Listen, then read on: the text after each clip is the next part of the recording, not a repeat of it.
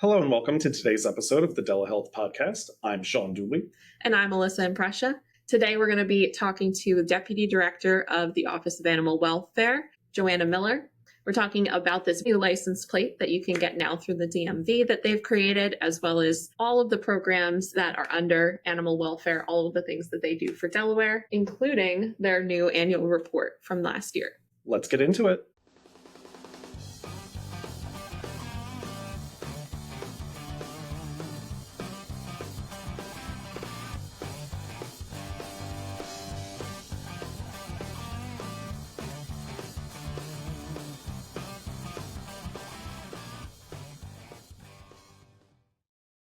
Welcome, everyone. We are joined here today by Joanna Miller from the Office of Animal Welfare from DPH. Welcome. Thank you. So we have some just like warm-up questions for you. I'm going to save some for the end as the wrap-up, but if first thing, just to kind of get you comfortable, if you could change one thing overnight about how people treat animals, what would that be? Okay. Well, first of all, I want to say thank you for having me here today. I really appreciate it. Let me see. I think the first thing that I would say, as far as in Delaware, what could be changed is just probably veterinary care. I see a lot of animals day to day that don't receive the care that they need, whether it's they can't afford it or there's not veterinary services available in their area. Okay, that's a great one. So, more of a fun one, less on topic. If you could bring one thing to a desert island, what would it be? Okay, a desert island, one thing. I would say it would have to be my dog because I would be by myself, I assume. So Yeah. I want to take my dog. I love that. Man and woman's best friend. Absolutely, yes.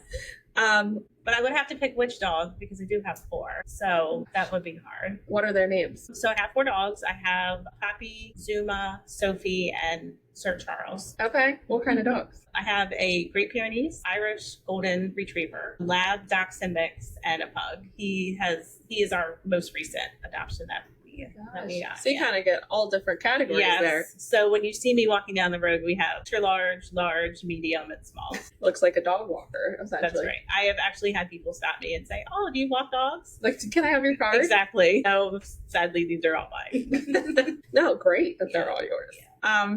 All right, cool. So we'll get into our questions. I know we wanted to talk about a bunch of things, introduce people to animal welfare as a whole, as well as what you guys are working on right now. So for you specifically, just so everyone kind of knows your background, what is your main role here with the Delaware Division of Public Health?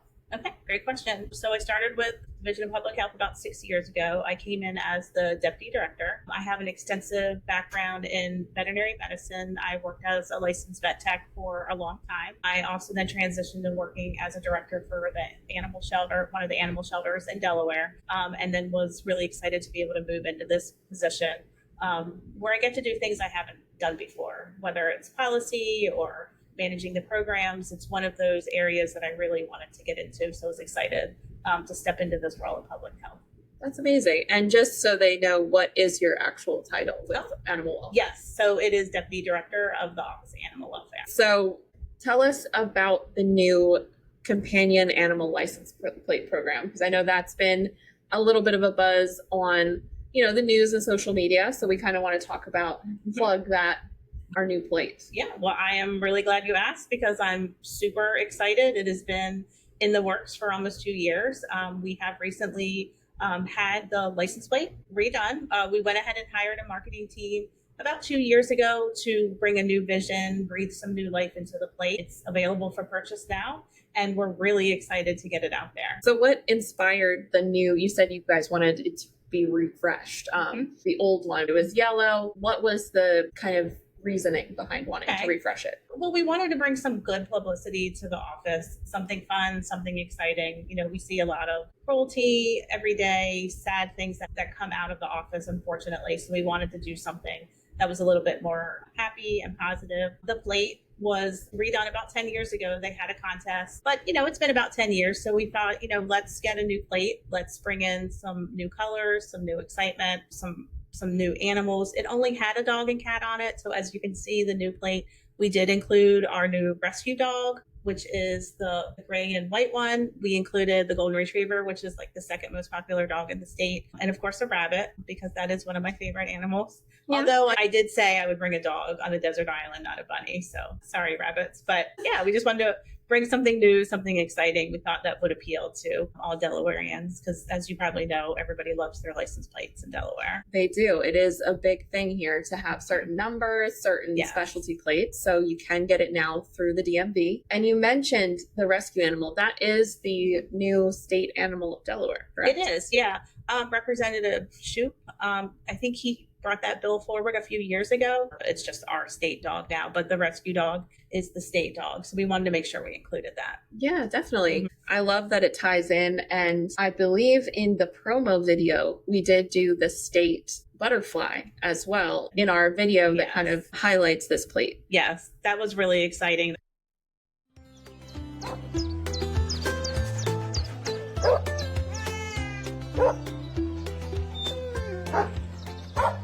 Get ready to drive with a purpose, Delaware.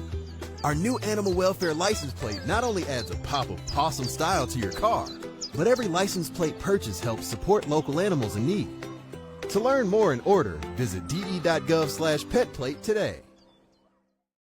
So where do the proceeds from this plate go? That's a really great question. So if you were to buy the plate today, it's $50. $15 goes to the DMV and $35 goes to spay and neuter. So that helps animal shelters, rescues, homeless pets, and community cats in Delaware. Great. So a lot of great programs. And we talked about the DMV, but specifically, what is the process? Can you do all online, in person, one or the other? You can do either. You can go online to purchase the plate, de.gov/petplate. You can go online and you can fill out that application. Your registration does not have to be up. You can just order it at any time. They'll mail it to you in 4 to 5 weeks. You can go in person to the DMV and apply for it there, or you can actually mail in an application and they'll send you the plate. Okay, amazing. And if you don't know the answer to this is okay. This is more just like, I just thought of it. But if they already have the original license plate, how does that work? Do they get like automatically, or is it like a new plate altogether? It is a new plate. So if they have a different plate or they have the old animal welfare plate, you'll go ahead and take it off your car. You can hang it on your wall in your garage and keep it, and then you'll replace it with this new one. If they don't want to get the new plate, they can still continue with the old plate, but you won't be able to buy the older versions. It will be this new version going forward. Moving on to your dog licensing program, because I know DocuPet just started, I believe it was in May, correct? Or April? It was actually April 9th when our launch happened. Yes. Okay, so April, DocuPet took over as the licensing provider for Delaware. So why is it so important to license your pet, other than I know it is Delaware law that you're supposed to, but taking that off the table, why is it so important to get animals licensed? Okay, yeah, you're correct. Any dog over 6 months in the state of Delaware is required to have a Delaware dog license. So from that standpoint, it's important so you're following the law. But the other reasons would be important is because, one, if your dog gets lost, we're able to pick up your dog and find its home. If it's wearing the tag, officer can run it through the system and see the address where the pet is. Doesn't have to go to the shelter. It can go right back to the owner. If a good Samaritan finds your dog, sees the tag and says, oh, this is Charlie, they call DocuPet, they can put in the number, DocuPet can say, this is where Charlie lives. And the owner can provide what information they want for the public if they were to find the pet. So that way, it's really good because we can get these dogs home, keep them out of the shelter. Yes, and you mentioned that anyone can access it, but as the person who's putting your profile out there, you don't have to allow it can be screened, correct? Absolutely, okay. Yes. The owner of the dog can put in whatever information they want for the public to receive. They don't want to put their address, that's fine. They can just put a phone number and they can be contacted that way. Okay. And also really the proceeds of the tag goes to Delaware Animal Services. So that in turn goes to help cruelty, homeless pets, and those services that the officers provide. That's really great. So another great program that you guys have so that not only are you getting to follow the law and just like the plate support animal welfare, but it will be brought back into the community by your services. So that's amazing. And I know you mentioned you want to keep the animals out of shelters, other than obviously it's extremely stressful if you've ever, I know my dog has run off and gotten into traffic. Why is that so important to keep dogs out of the shelters? I know Delaware is a no-kill state, but are there any reason that you don't want them to get overcrowded? Yeah. Well, that's a good point. I mean, we always say my dog would never get loose or my dog would never get out. I have a fenced in yard. I have a tag on it. He's not allowed to run free. But I have kids. Sometimes they open the door. My pug Charlie has run out the door before. That's how he ended up at the shelter, because he got away like that. So unfortunately, things like that do happen. To answer your question, we don't want them to go in the shelter because there's too many animals in the shelter that already need homes. Sometimes they can go to the shelter, they get stressed, they could get sick. It's, not a happy place for them to want to be. They want to be home with family. So we want to keep them out of the shelter for those reasons. Yeah, definitely. So moving on to summer safety, I know we just talked, and I believe that episode will be dropping the same time as this one. We talked to an epidemiologist, Antonio Alvarado, about ticks and mosquitoes. What can you do to protect your pets when they're playing outside from not only bugs and like ticks, but other illnesses that might pop up just from dog parks and things like that? Okay, that's a really good thing to think about right now, this time of year. Mosquitoes are coming out, obviously in the evening, it's getting warmer. We're seeing those mosquitoes. Mosquitoes can transmit something called heartworm disease. Dogs can get that. It comes from the mosquito. The mosquito bites the dog and it can infect them. It goes right into their bloodstream. It's really important to make sure that you're seeing a vet once a year. You're keeping your dog on heartworm protection 12 months out of the year, because unfortunately in Delaware, sometimes we have those warm days in January. It will be 80 degrees and then you're like, oh, here's a mosquito. And so It's really important to make sure your dog's on heartworm prevention. Some of those preventions will also help with ticks, but you'll want to talk to your veterinarian and make sure your dog's on a tick prevention also, because we do have ticks. I live in a neighborhood, and unfortunately I can send my dog out in my fenced-in yard and come in with a tick. So it's really important for everyone to have their dogs on a tick prevention too, because you can also get diseases such as Lyme disease with that. Okay. I know my dog, he is on one that has both heartworm and flea and tick. That's great. So I know they do offer that now, so it's a little bit more convenient, especially if your dog does not like to take pills like mine does not. Yes, I understand. Coax him into it. Yes, I use a topical for the same reason, and they still run like I'm putting fire on them. So what resources does DPH have for physicians and veterinarians, since we're talking about, I know they have these medications for the individual, but what do we do to support the vets themselves? Okay, well, that's one of the things with our spay and neuter program. We do support, help pay for the spay and the neuter. And when the clients go into the clinics, they're able to receive the care there, whether it's at Brady White Valley SPCA clinic, Faithful Friends. All these clinics will offer low-cost options for them. And that's through the spay neuter program. So that is something that an individual would apply for, which I believe, if I remember correctly, you can apply for if you already get other state benefits, correct? Mm-hmm. Yes, you can apply for the spay and the neuter. Any of the other medical services, such as buying heartworm prevention, flea prevention, or tick prevention, they would need to buy through one of the animal shelters or their veterinarian. The one thing I would say is we do have two different programs within our spay neuter program. One is an income eligible. So if you're on any state assistance, you can apply for a spay neuter voucher. This year, we were able to remove the $20 copay, so it is entirely no cost to the client. That's amazing. It's great. So we were really excited. We're trying to remove some barriers and make it easier for people to apply. They can mail in an application. They can go online. It's spayneuterdelaware.com, where they can go on and apply for a voucher. Usually the vouchers are approved within a couple of days.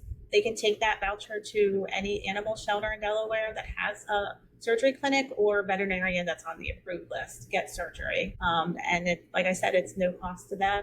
They're receiving the same care that any other client would receive for their pet. It's really a great service that we can offer. Wonderful. And just for everyone listening, what is the benefit of spaying or neutering, and what is that for someone who might not know? Sure.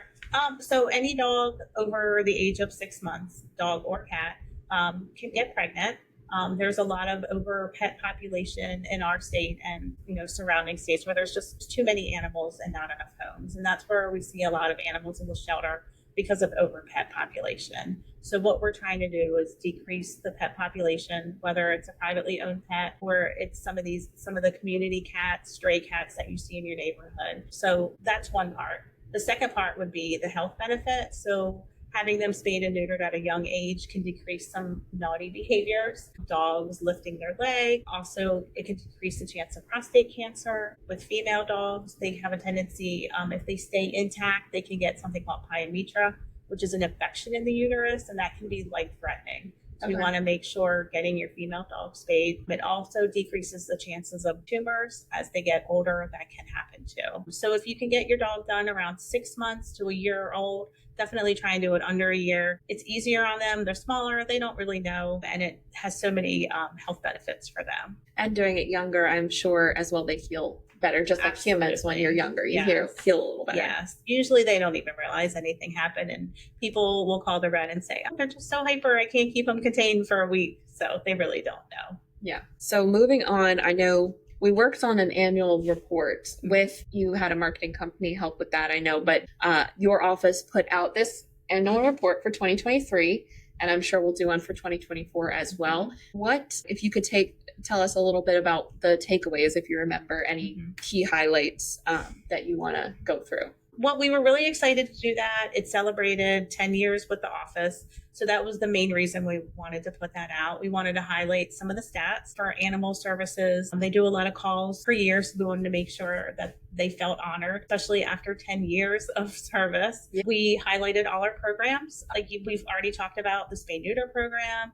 We haven't talked about our Delaware Animal Response Program, but it's now hurricane season. So that's another program we support. We also do shelter standards. We do shelter inspections. So all these things were highlighted in this review, and we were really excited to put it out just so everyone can see all the great work that our office is doing. I should probably also mention we had some bills that were passed. We highlighted them in the annual report also. That's amazing. And I know one of the things that was highlighted as well was that you actually have a partnership with, I believe it is Wilmington University? Yes, we do. Okay. Yes. So the officers partnered with Wilmington U. Chief Tobin is in charge of that. He has a program there that he's worked out with Wilmington U where they have the officers go through 6 weeks of training. And at the end, they go through an actual formal graduation. So it's been a really great part of our office, and we're really proud of our officers going through the training. That's great. And I know they do learn some police training as well there. Obviously not the same rigorous training that a police officer does with basic training and things like that, but they do learn some techniques as well, correct? Oh yeah, they put them through a lot more than you may think. They do. They get sprayed with pepper spray. But yeah, they do some tactical work. Yeah, they get certified to use a taser. I'm not sure that they're actually going through the tasering anymore, but they used to get tased. So yeah, they get put through quite a few different trainings while they're going through that program. They get a lot of education too. We all take turns and we do lectures and we talk about the offices. They get trained on the law. So it's a very intense 6 weeks of training that they go through. And what is the job role that they'll go into that requires all this training? So they're animal control officers. Are called Investigators 1, where they start out. And they're really our boots on the street. They're the ones that are responding to calls. We do have a dispatch center. So if somebody calls in, whether it's a cruelty, it's a stray, it could be animal welfare concern, the officer is going to be dispatched out to the call. And they're the ones who are responding to them. Okay. So essentially, if you have maybe an animal that you think your neighbor is neglecting, you guys are the ones that would come out for that call. Absolutely. Yes. Any animal welfare concern, we want people to call and we will go out and investigate. For someone that may have that situation that I just mentioned or another concern, what is the process? What number do they call? Or can they call 911 and get routed to you? Sure, they can call 911 if they need to, if they don't know our number, or they can call our dispatch line. A dispatcher will take their name, take their information, then the officer will call them back. Okay, amazing. So it sounds like they handle a lot of different issues every day. It's kind of every day is different. Do you have any memorable calls that you know about of any instances? Not to put you on the spot. We've had a lot of calls over the years. We have calls where it's a stray dog hit by cars. So sometimes it's a cruelty where someone calls and they're concerned about cats. We've had a lot of calls with boarding houses where the officer goes out and the only thing they know is there's a concern with cats. Maybe there's a smell. There could be one cat. There could be 100 cats. There's just been too many to probably even mention. There is one that is kind of funny. There was a call. There was somebody at a hotel and they had, I'm not sure how many ended up being, but it was about 60 to 70 rabbits in a hotel room. Oh my gosh. Not sure why he had that many rabbits. Thankfully, Brandywine Valley SPCA took them in, found them all homes, and got them adopted out. So that was a very unique situation. Yeah, you don't usually hear about rabbits. No, it's usually cat hoarding, not rabbit hoarding. On that same topic, I know I believe it was already last summer, we had a case that got some media coverage with Chihuahuas specifically. I wondered if you want to go through that a little bit and kind of give the happy ending of how that all worked out. Yeah, so we did receive a call that there was concern about too many dogs in a trailer. The officer went out and unfortunately found that there were a large amount of Chihuahua mixes living in a very small trailer. I think there was about 60 to 70 that were in this trailer. So the owner did sign them over. They went to Brandywine Valley to receive care, and they all had a happy ending. They all did get adopted out. So that was really exciting. They were amazing. Very cute little dogs. And I believe Kelly knows one of the people that adopted a couple of them. Yeah. Perhaps if we can get like a little follow-up of a picture that we can show as well with the episode. It was a great happy ending. So we mentioned Brandywine Valley is where a lot of those dogs were adopted, and it is a big shelter in this area, considering that they now have locations in Georgetown, I believe, and in Dover as well. What is the process to adopt a dog in Delaware if someone wanted to look for a dog or a cat? So Brandywine Valley is our vendor, and all the stray dogs do go there. And you're right, they do have a location in each county. And actually, Georgetown, they have 2 locations. Okay. So there's 2 adoption centers there. There's also Faithful Friends in Wilmington. Humane Animal Partners has 2 locations in Wilmington and Rehoboth. And then right here in our Kent County, we have First Aid Animal Center. So if anyone's looking for a dog or cat or small exotic, you can just go to the shelter, bring your license, and then you just look around and see if you can find a love connection. One of the adoption counselors will walk you through the process. They try to also, if you already have a pet, bring your pet. Maybe they meet, just talk to you about what kind of animal would be great for you. And then they'll just try and find the right pet for you. But then usually here, every adoption is same day, and you can go home with a cat or a dog. So we went over a lot of different areas, and I know when I tell people that I work for public health and that animal welfare is a part of that, they're always a little bit surprised. So I wonder if you can talk a little bit about what the connection is to public health. Yeah, I would agree. A lot of people, especially when we're meeting with people from out of state, they're really surprised that we're not under Department of Ag, because most animal health programs are. But I think if people forget, there is that connection with animal health and human health. For example, rabies, unfortunately, is an issue in our state. We do see rabies from wildlife. Sometimes dogs get bit. Sometimes people get bit. So there is that concern with the human health. And that's really why we're integrated into the public health system. I love that nice connection. And I know Antonio mentioned One Health being something that we try to do. Really consider the environment, animals, and humans all as one concern when it comes to public health. So what are some big misconceptions that exist, if you know of any, for when it comes to animal welfare in Delaware? Misconception. Well, I would say one thing that I do notice, and that really can help. Well, we see a lot of dog bites. We see a lot of children that get bit. And one thing that I think people don't realize is they really need to train their children on how to act around dogs, because children are small and dogs are low to the ground. So we see a lot of kids that put their face into the dog's face. They don't know how to properly greet a dog, whether you're sticking out your hand or you're putting your face up to a dog. It'd be really important to make sure educating your children on how to properly be introduced to dogs or approach a dog. That can really help a lot of preventing a lot of the dog bites that we see. I know that was a little off topic, but we do see a lot of dog bites in Delaware, especially dog bites with children. So educating your children on how to behave around dogs is really important. No, I think it's still on topic, honestly, being that weather's getting nicer and people bring their pets to barbecues. And, it is important to teach from a young age that just because you have a dog and your dog is friendly, you should always ask, Absolutely. the dog's owner and things like that. So we'll definitely link some resources for parents. That would be good. And I know just from what I hear, when someone thinks of animal welfare, they pretty much only think of the show that's sort of like Cops, and I can't think of the name of it, but, going to houses for neglect and cruelty and things like that. But as we've talked about, you have so many other programs that we've touched on. The spay and neuter program is a big one. Dog licensing. I believe you mentioned that you guys have some shelter oversight as well. I don't know if you want to talk about that a little bit. I mean, in Delaware, there's a shelter standards law. So we do make sure the animal shelters are following that. We have a veterinarian who works for us and a licensed veterinary technician that do yearly inspections. They're checking the facilities, they're checking medical records and making sure everybody's following the shelter standards law. They do a great job. Honestly, it's an easy job for them because all the shelters are doing fantastic. That's amazing to hear. And I know in Delaware that we are a no-kill state. So they have a lot of work. They take in everyone. They do a lot of great work. You guys handle the animal response program that handles natural disasters in Delaware. If you want to talk a little bit about that, because summer is hurricane season. And I know just nor'easters in the winter, it's always important to learn about, but especially now.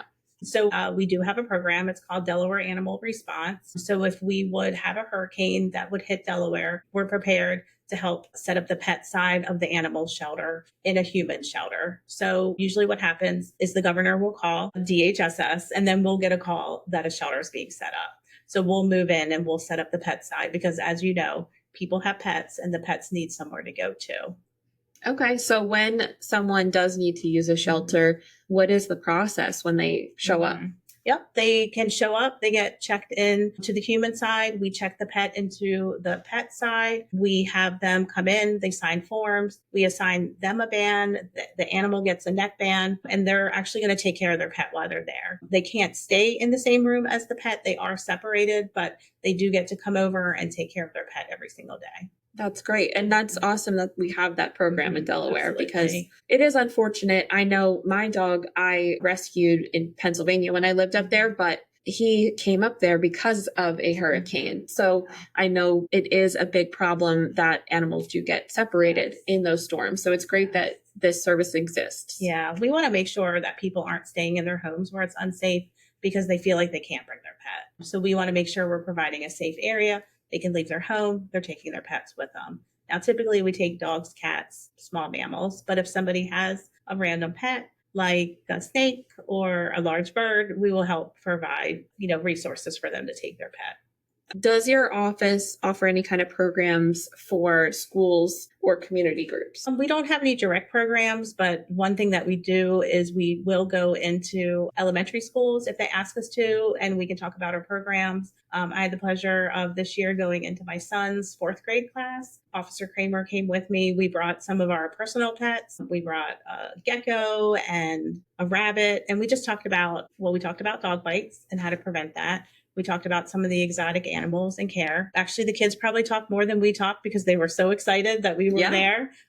So if you don't know 4th grade, they were very smart and they're very excited about learning. So we do that. Deanna, who runs our Delaware Animal Response Program, she does a lot of outreach and education. She teaches some summer camps. So we do have those programs that we offer. I think it's really important to get in the community and educate them about our programs. That was all of my questions for you. So last time we asked Antonio to ask a question for our next guest, which is kind of a bit that we are borrowing, and I want to give credit to, I believe it is Hits One on SiriusXM that does this with their interviewees. So we asked him to ask the next person a question, and his question is, what is your favorite insect? Well, obviously, it's the ladybug. The ladybug is the state bug of Delaware. It's super cute, and I don't know how you could not like ladybugs. So Yeah. that would be mine. So for a question for the next person, I would have to ask what their favorite dog is. What their favorite dog is. As far as What's their favorite breed of what's their dog? favorite breed. Okay. I like that question. Yeah, there's no wrong answer, but there's obviously some favorites. Well, thank you so much for Thank being you. here, Joe. And thank you for all the great information. We're going to link all those resources. Do you have any final summary that you want, any takeaway that you want people to have from our talk? Okay, well, I want to say thank you again for having me. I appreciate it. The takeaway, or I would probably just say, now that we're into summer, one thing that our office is pushing and advising people is just to take precautions with their pet. I know we didn't really touch on that, but it's really important to make sure if you're outside walking your pet during the summer heat to do it in the morning or in the evening. Their pads can get burned on the concrete. If you have a dog with a shorter face, like I have a pug, they have trouble breathing in the summer. You know, Delaware has a lot of humidity. So keeping those walks to the morning or the evening and just not leaving your dog in the car. That is a big thing. We Yes. do recommend if you take your dog, make sure the air conditioning's on. If you have a Tesla, you can put it in dog mode, which I think is fantastic. But, you know, please just leave your dog home in the air conditioning and not leave your dog in a hot car. Those Really are important. great safety tips. Yes. So their pads are just like our skin. They can get burned. Yes. Making sure you consider that when you go for walks and keep them Yes. shorter, water, you know, hike if you're hiking on trails. I know Yes. staying to the shade is very Absolutely. important. So Yeah. thank you so much for those tips. And we will definitely talk again soon. Hopefully we can have you on again. This has been DELAhealth with Joanna Miller. Okay, thank you so much. Thank you. We hope you enjoyed today's discussion with Office of Animal Welfare Deputy Director Joe Miller. And what will you take away from that, Alyssa? So I thought the summer safety tips were really great. I think a lot of people don't think necessarily about their dog getting overheated. You know, we get hot, but they do struggle with different issues being so close to the ground. That's great. And I will remember to license my dogs. I have 2 of them, and I think I'm a little bit behind, so I need to do that right away. Yeah, it's great for their safety, and you'll be, you know, right on top of it if they should ever run out. I know you have a new puppy, right? I do. She will turn 1 year old this month. Amazing. My dog just turned 7, so he's a senior now, which I don't even like to think about or use that term, but he is a senior dog. Yes, my older one is 16 years old. Let's talk about being a senior. Oh, wow. That's 16. he's lived a good life. He has. And don't forget to go to de.gov/petplate to get your new license plate today. Thank you so much for watching DELAhealth. See you next time.